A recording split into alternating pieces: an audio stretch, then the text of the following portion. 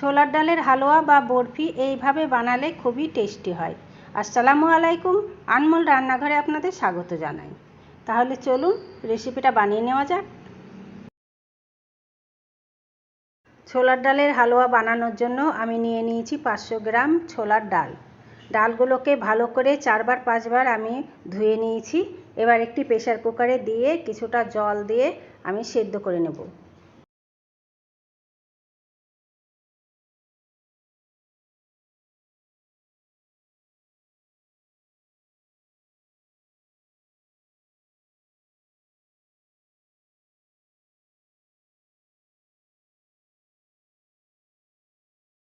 ডালটা সেদ্ধ হয়ে গেছে, এবার আমি একটি ছাঁকনিতে ঢেলে ঠান্ডা করে নেব।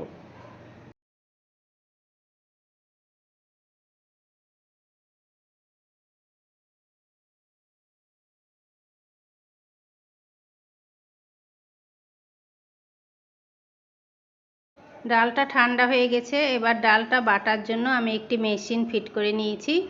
এবার আমি এই মেশিনে ডালগুলোকে বেটে নেব।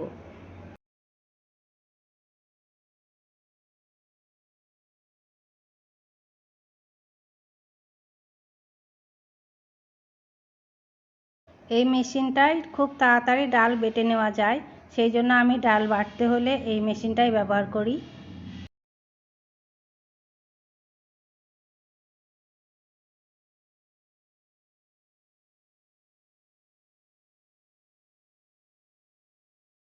আমি সমস্ত ডালগুলো বেটে নিয়েছি।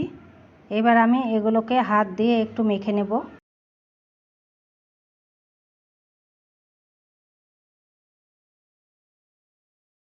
পাঁচশো গ্রাম ডালের মধ্যে আমি 200 গ্রাম ডাল তুলে রাখবো, আর 300 গ্রাম ডালের আমি হালুয়া বানাবো। এবার গ্যাসটা জ্বালিয়ে একটি কড়া চাপিয়ে দেব, আর কড়াটি গরম হলে তখন আমি ছোলার ডালগুলো দিয়ে ভালো করে ভেজে নেব।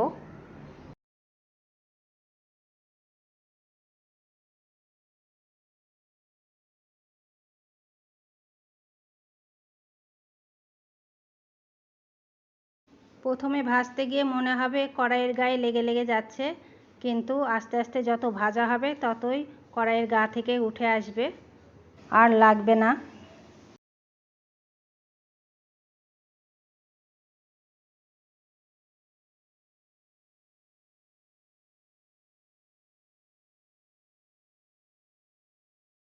ডালটা আমার ভাজা হয়ে গেছে, এবার আমি একটি পাত্রে ঢেলে নেব।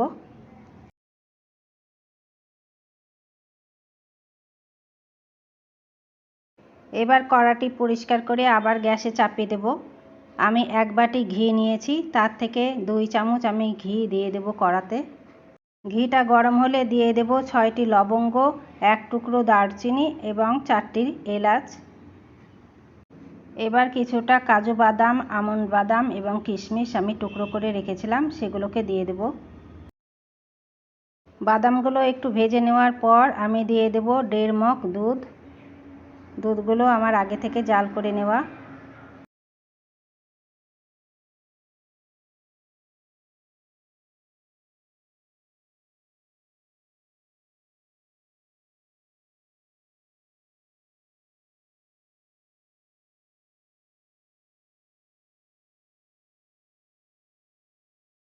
দুধটা ফোটা শুরু করলে আমি দিয়ে দেব 200 গ্রাম চিনি।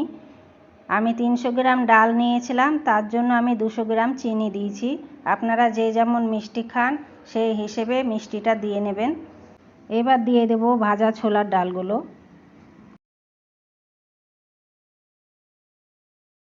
এবার দুধের সঙ্গে ডালটা নাড়তে হবে।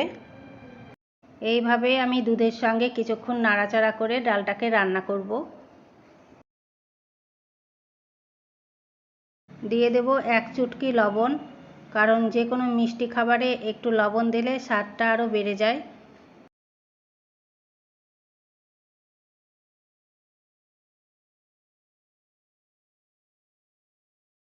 এই সময় আমি যে গরম মশলাগুলো দিয়েছিলাম সেগুলো তুলে ফেলে দেব। এবার আমি দিয়ে দেব কিছুটা ঘি।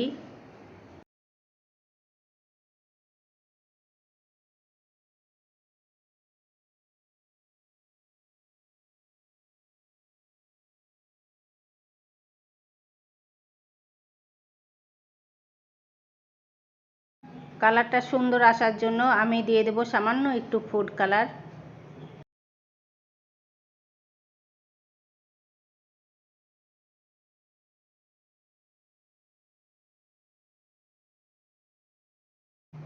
এবার একটু একটু করে ঘি দিতে হবে আর হালুয়াটা নাড়তে হবে।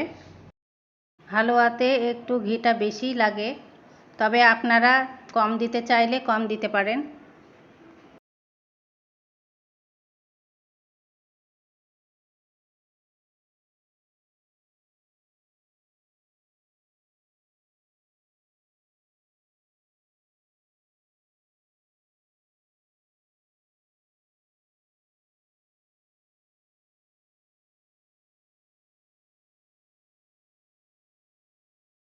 আপনারা যদি হালুয়ার মতো রাখতে চান তাহলে এই সময়ই গ্যাসটা বন্ধ করে নামিয়ে নেবেন, আর যদি বরফি জমাতে চান তাহলে আরও কিছুক্ষণ নেড়ে নেবেন। আমি বরফি বানাবো, তার জন্য আমি আরও কিছুক্ষণ নেড়ে নেব। আমার এক বাটি ঘিয়ের মধ্যে একটু বেঁচে গেছে। হালুয়াটা হয়ে গেছে, এবার আমি গ্যাসটা বন্ধ করে দেব। এবার আমি একটি ট্রে নিয়েছি, ট্রেটায় ঘি ব্রাশ করে নেব।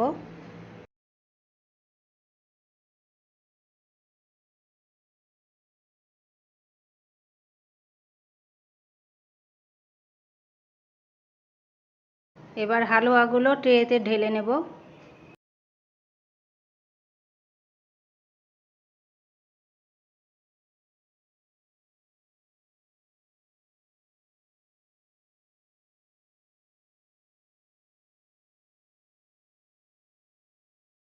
চাছনাতে একটু ঘি ব্রাশ করে নিয়ে আমি উপরটা সমান করে নেব চাছনার মাধ্যমে।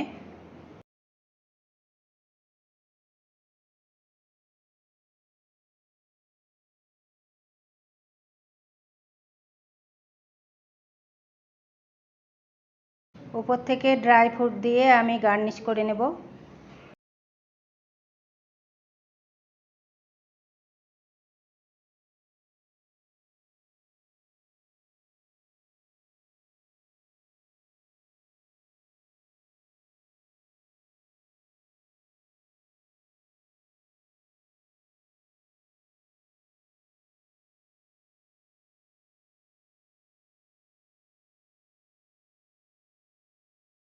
এবার ঠান্ডা হওয়ার জন্য কিছুক্ষণ রেখে দেব। ঠান্ডা হয়ে গেলে একটি চাকুতে সামান্য একটু ঘি মাখিয়ে নেব। এরপর আমি বরফিগুলোকে কেটে নেব।